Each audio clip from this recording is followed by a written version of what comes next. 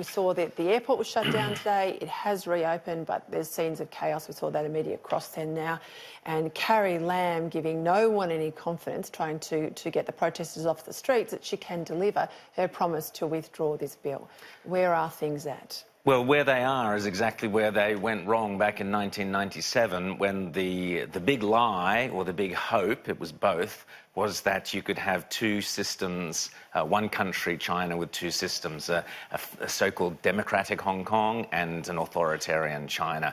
The big hope, when Britain had no choice, by the way, in 1997, the lease was up, they had to give Hong Kong back. So there was nothing they could do. They tried to negotiate the best way forward. But the hope was that China, as happened with Eastern Europe, would slowly democratise, and over the 50-year period before Hong Kong reverts entirely to China, and China can do whatever they want with Hong Kong, which is in 22 years' time, the big hope was that China would become more democratic and follow Hong Kong.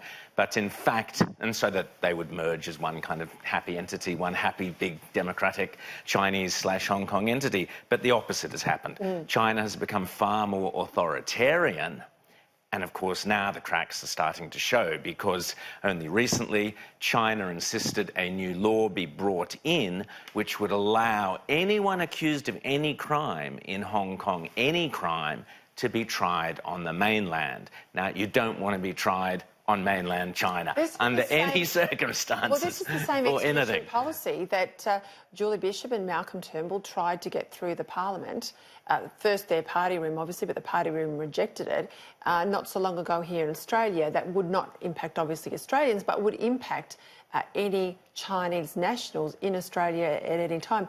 That was killed off, but obviously it's a real issue here in Hong Kong. It is, and so we've had these protests over the last few weeks, and that critical point that you played there with the Carrie Lam interview was the big lie, which has carried on ever since 1997, is that somehow there is this autonomous ruler. She's appointed chief executive. She's appointed, it sounds very benign, chief executive, talks to the kind of Hong Kong capitalist mentality. But in fact, she's just the ruler appointed from China. She's a Chinese, bureaucrat who's there to enforce Chinese rule in Hong Kong. Bringing in this law was mandated from above. The protesters protested, and the critical point in that question, Peter, was can she withdraw this legislation, or is she just a puppet of Beijing? And her refusal to even answer that simple question, the answer itself is obvious. She's a puppet for Beijing, and the troops, unfortunately, I hate to say this, but the reality is, before too long, it's almost inevitable that China cracks down. And this is the mirror of Tiananmen. Those protests went on for some time, and then they escalated to the point that Chinese authorities felt they had their rationale to go in. And clearly the language has changed out of Beijing. They're using words like terrorism and others. John Howard called them inspirational last week, these protesters. There is still a hope. Scott Morrison was out there today hoping that they can de-escalate. But I think it's very difficult. We could look at the size of those crowds en masse that have persisted now for a number of months. It is extraordinary. We'll stay across that. Some local issues. You heard my editorial on the Pacific Islands. Yes. I've no truck with aid if it gets to the people who need it and the governance is sound.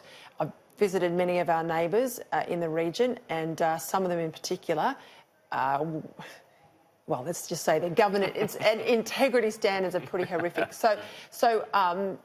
We can give them money, sure, for aid, but I want to see money well spent. I want to see governance arrangements lifted, and I don't want it called climate change. That's just the latest bit of blackmail. Well, again, the big lie. Again, here's the big lie, that the islands are sinking. They're not sinking. The evidence, as you pointed out, is quite the opposite. The satellite evidence is that the island landmass overall across the South Pacific has grown. The evidence from people like Conchetta Fierravanti-Wells, when she did a tour right throughout the South Pacific Islands, she came back almost saying, tongue-in-cheek, the rise in sea levels, she said, quote, has been very, very minuscule. In other words, non-existent. We even had the ABC saying there is no sea level rises. So the big lie is that the sea levels are rising and we have to help them. We don't. So therefore, what is this money for? And you're right, it is to kind of counterbalance China. Please, Scott Morrison, be honest with the Australian people. Tell us we're paying $500 million to try and keep the Chinese at bay. Don't lie about climate change, because you're lying, and it's not fair to the Australian people. It's our money. They are canny, right? They are canny. They've made themselves, a lot of these small island nations, very powerful on the world stage. They're constantly clocking up their air miles, going across to the UN and all these other forums, talking about the horrors of climate change. They have realised if they are given money for education standards to improve, that'll be measured. If they're given money to build new roads or a new hospital, that will be measured. Very hard to pocket it if you're the leader of a country or the associated clans, if it's for demonstrable outcomes. But if it's for climate change, which is completely ephemeral, hard to measure, this is a way to, in my view, siphon off money left, right and centre. And I guess that's the real worry. Absolutely. We want aid that's demonstrably improving the lives of ordinary people. And you're absolutely right, because what can you do? You can move a few villages, you can build a few dikes or walls or whatever. Have a few committees. That's it, but it'll all go. It'll all disappear. Oh no, we used it on a tree program, or we did this, or we did that. It'll all disappear, and you're right. And the only times they've moved any villages, the only village they've moved was because they built the ridiculous thing in a floodplain to begin with. So it's all a lie, and they're pointing to a particular village in Fiji saying, we had to move that, we had to move it. No, you had to move it because it was built in the wrong place. And so this money will go into doing all sorts of things that will be dressed up as climate change. But in fact, there's no need for the money. But please be honest with us and tell us why we're giving this money.